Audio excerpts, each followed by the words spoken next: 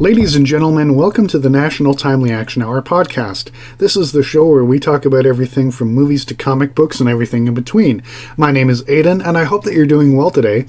This is Season 4, Episode 22, and this is the final episode of this season, and at the time of recording, it is the 16th of October, 2025. So with Halloween right around the corner, I figured, why not end this season with a Halloween episode and discuss the Halloween film series created by John Carpenter and rank them based on my enjoyment of them.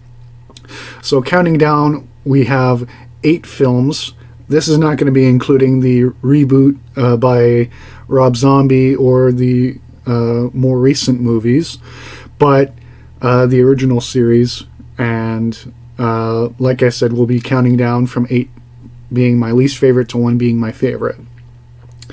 Now, before I get into this episode, like I said, this is the season finale, and since it is October, I figured I'll take a break until January of 2026 because I've been doing a lot of work on my podcast and on my main YouTube channel, the National Timely Action Hour on YouTube.com. So please consider subscribing to this podcast and to my YouTube channel if you are interested in the content that I make.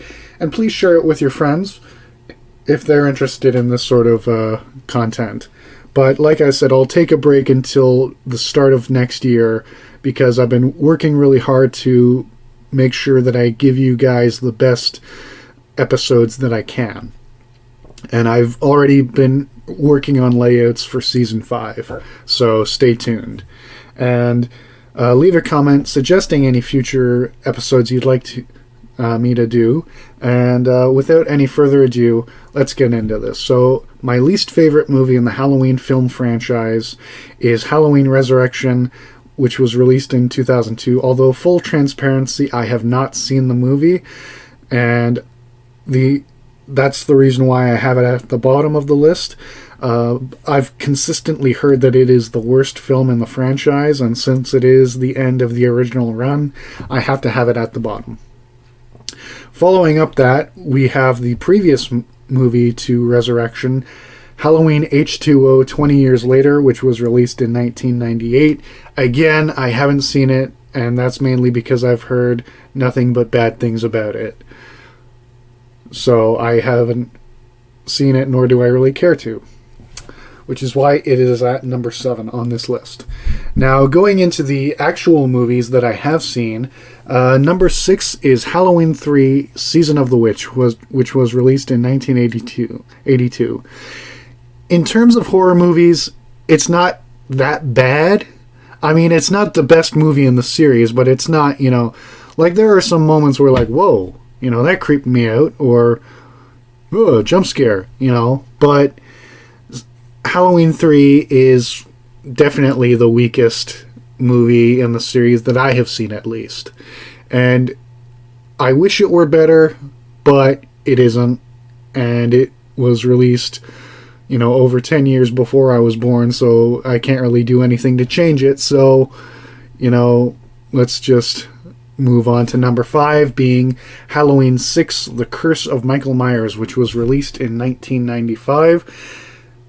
In terms of 90s horror, it's not the worst, because the horror genre really saw a decline in the 90s, and it wasn't until 1996's Scream that we got a resurgence in the genre, in film, at least, because, there are still horror novels, comic books, radio plays, etc. But the cinematic horror didn't really get rejuvenated until Wes Craven's Scream a year after this. But I still think that Halloween 6 is a good movie. Again, it's not the scariest, but it's still got some good jump scares and some creepy moments. So, yeah. Also, we've got a young Paul Rudd. Then at number 4, we have Halloween 5, The Revenge of Michael Myers, released in 1989. This was a pretty good movie. all things considered. Again, not my favorite, but it's still pretty decent. It's also the last movie that Donald Pleasance made before his death. And Donald Pleasance was a terrific actor, not only in the Halloween film series, but in my favorite James Bond movie, You Only Live Twice, where he played Blofeld. That movie was great, and I haven't seen much of Pleasance's filmography, but the movies I have seen, I have enjoyed. Then, moving on to number 3, we have Halloween 4, The Return of Michael Myers, released in 1988. Yeah, it's awesome, in my opinion. I think that it has some very creepy moments, and some really good scares, and the story is very well made, definitely, and I really like the cinematography in this one. And, the cinematography is generally good in this series, but in the 4th movie, I would say it's one of the best shot films that I've seen, just because of the way that the camera moves. But then at number 2, we have Halloween 2, released in 1981. This is surprisingly good because, John Carpenter didn't plan on making a franchise, but the first movie did so well that the studio was like, all right, let's try that again. Let's make some more money. And it worked. Yeah, Halloween 2 is really good, in my opinion. But as you could probably surmise, my number 1 pick is Halloween, released in 1978. This is one of, if not the best horror movie that I have ever seen. I'm not the biggest fan of the horror genre.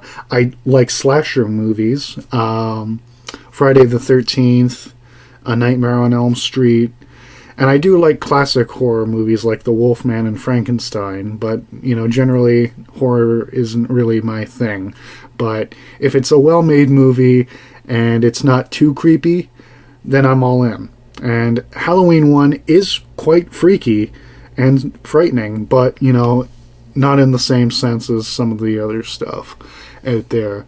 But, yeah, Halloween 1, I would say, is definitely a top contender for the perfect horror movie.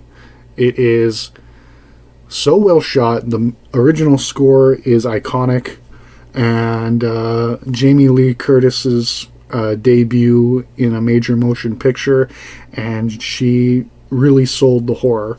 You could tell she was very, very scared, and yeah, the other actors do a good job. Donald Pleasance, terrific performance. Yeah. And that's all I have for you today on this episode of the National Timely Action Hour. Once again, my name is Aidan. I post this on YouTube.com as well as Spotify.com, and in the YouTube version, I'll leave links to my Patreon page and merch store, so if you'd like to support this show financially, I'd greatly appreciate that. And I'll also leave links to my social media profile so you can stay up to date with the show and send me a message, and I'll respond to you as quickly as I can. And I'll also leave a link to my main YouTube channel. And in the Spotify version, please leave a comment telling me your thoughts. And in the YouTube version, please like and subscribe and all that, and leave a comment telling me your thoughts and suggesting any future episodes you'd like to see. But thank you so much for listening, and I will see you in 2026. Goodbye.